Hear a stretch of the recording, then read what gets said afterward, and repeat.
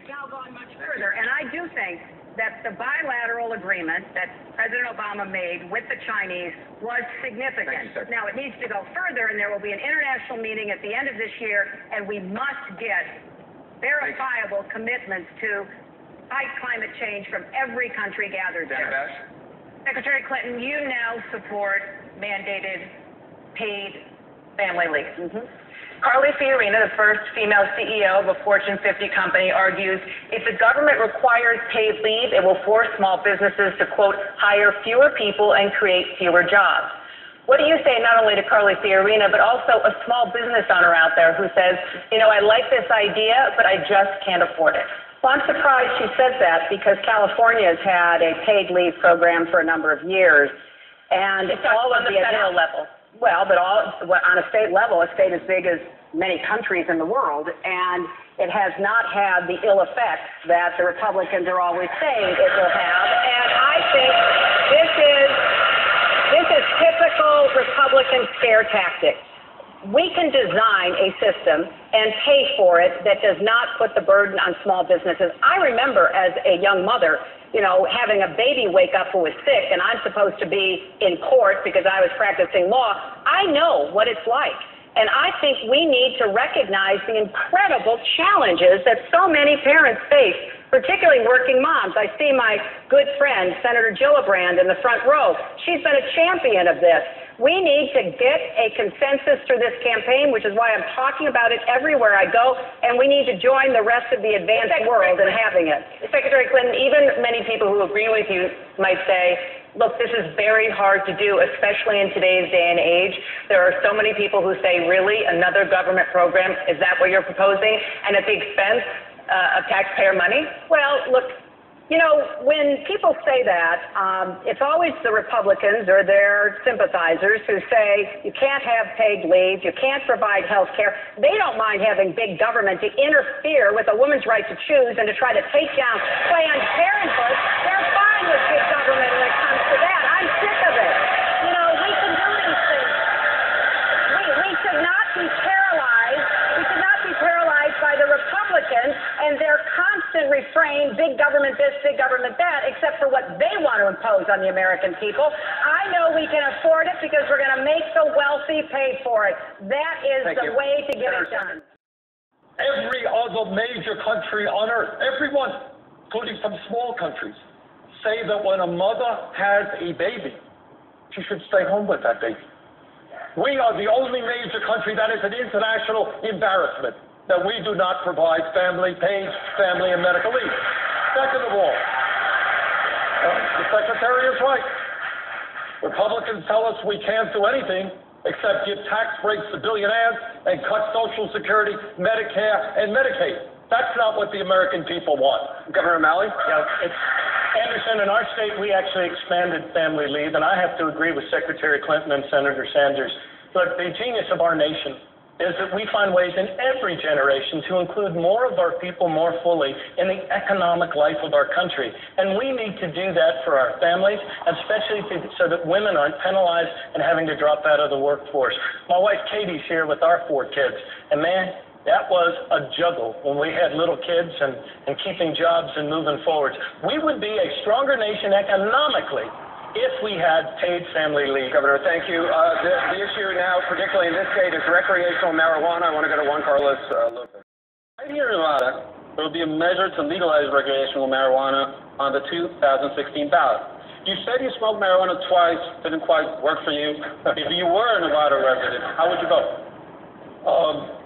I suspect I would vote yes. And I would vote yes because I am seeing in this country too many lives being destroyed for nonviolent offenses. We have a criminal justice system that lets CEOs on Wall Street walk away, and yet we are imprisoning or giving jail sentences to young people who are smoking marijuana. I think we have to think through this war on drugs, which has done an enormous amount of damage. We need to rethink our criminal justice system, and we've got a lot of work to do in that area. On Carter, you didn't smoke pot when you were young, and you're not going to start now. When asked about legalizing recreational marijuana, you told her, let's wait and see how it plays out in Colorado and Washington. It's been more than a year since you said that. Are you ready to take a position tonight? No. I think that we have the opportunity through the states that are pursuing recreational marijuana to find out a lot more than we know today. I do support the use of medical marijuana, and I think even there we need to do a lot more research so that we know exactly how we're going to help people for whom medical marijuana provides relief. So I think we're just at the beginning, but I agree completely with the idea that we have got to stop imprisoning people who use marijuana.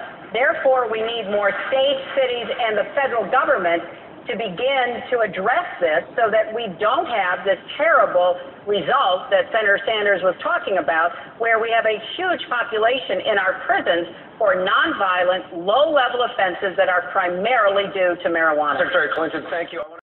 Anderson, this is for Senator Sanders, okay? This is from Carrie King from Manassas, Virginia, would like to ask the Senator. President Obama has had a difficult time getting Republicans to compromise on just about every agenda.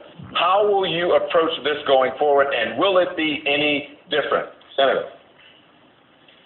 The Republican Party, since I've been in the Senate and since President Obama has been in office, has played a terrible, terrible role of being total obstructionist. Every effort that he has made, that some of us have made, they have said no, no, no. Now, in my view, the only way we can take on the right-wing Republicans, who, by the way, I hope will not continue to control the Senate and the House when one of us is elected president, but the only way we can get things done is by having millions of people coming together.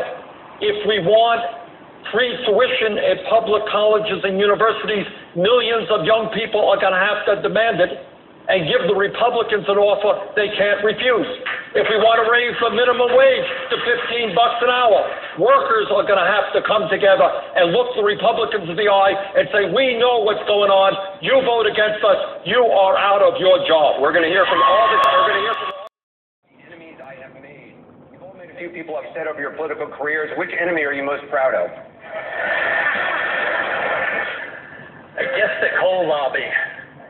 I've worked hard for climate change, and I want to work with the coal lobby, but in my time in the Senate, tried to bring them to the table so that we could address carbon dioxide. I'm proud to be at odds with the coal lobby. Governor O'Malley? The National Rifle Association. Secretary Clinton? Well, in addition to the NRA, the health insurance companies, the drug companies, the Iranians, probably the Republicans.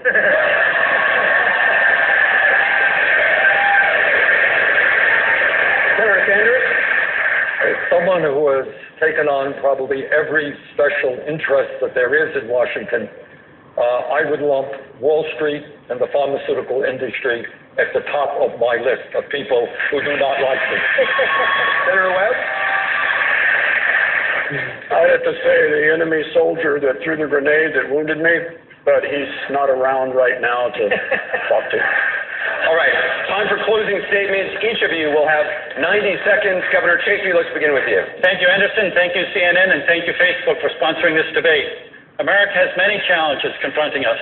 Ending the perpetual wars, addressing climate change, addressing income inequality, funding education, funding infrastructure, funding health care, helping Black Americans, helping Native Americans. We have many challenges. Who's best able to confront these challenges? I've served in government at many levels. I know what it's like to solve problems at the local level because I did it as mayor. I know how to get legislation passed through Congress because I did it as a senator. I know how to turn around a state because I did it as governor of Rhode Island. But what I'm most proud of is that in 30 years of public service, I have had no scandals. I have high ethical standards. And what I'm most proud of is my judgment, particularly in the Iraq War vote. There was a lot of pressure, political pressure, public pressure, but I did my homework. And I did not believe that the evidence was there that Saddam Hussein had weapons of mass destruction, and we live now with the consequences. So that kind of judgment is what we want in a president going forward. And I'm running for president to end the wars.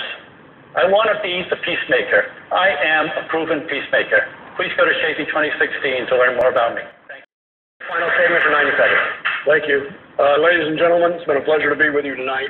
You've heard a lot of promises up here. You've heard a lot of rhetoric.